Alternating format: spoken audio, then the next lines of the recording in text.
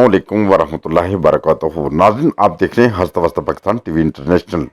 आज की जो सबसे अहम और ब्रेकिंग न्यूज़ है पाकिस्तान के लिए कि पाकिस्तान भर में मास्क लाजमी करार देने के लिए दफ़ा 140 नाफिज करने का फैसला। तमाम डिप्टी कमिश्नर साहिबान मास्क न पहनने वालों के खिलाफ कार्रवाई कर सकेंगे। जुर्माना, जेल या दोनों सजाएं दी जा सकती हैं। इसी तरह अवामी मकामात पर मास्क न पहनने पर 500 रुपये जुर्माना भी हो सकता है।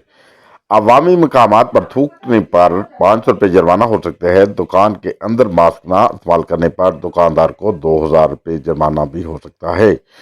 दुकानदार में समाजी फासला बरकरार न रखने वालों पर 2000 रुपये जुर्माना भी हो सकता है। बस में सवार जो मुसाफिर होंगे उन्हें 3000 रुपये जुर्माना, कार में 2000 रुपये जुर्माना, जबकि रिक्शा और मोटरसाइकिल पर समाजी फासला बरकरार न रखने पर 500 रुपये जुर्माना का नोटिफिकेशन जारी कर दिया जाएगा। नाज़रीन, इसी तरह बख्तावर की शादी में शामिल होने वाले तमाम मेहमानों के लिए भी मास्क जरूरी होगा और इसी तरह कोरोना टेस्ट भी तकरीबन 24 घंटे करवाना ज़रूरी है। मेरे तमाम अपने सुनने वाले हाज़रीन और नाज़रीन से दरख्वास्त है कि मास्क का इस्तेमाल करें और आबादी पे कंट्रोल करें। आबादी पे कंट्रोल इस तरह होगा, जब मास्क का इस्तेमाल करेंगे, सोशल डिस्टेंस रखेंगे तो इंशाल्लाह ताला आबादी पे भी कंट्रोल हो जाएगा।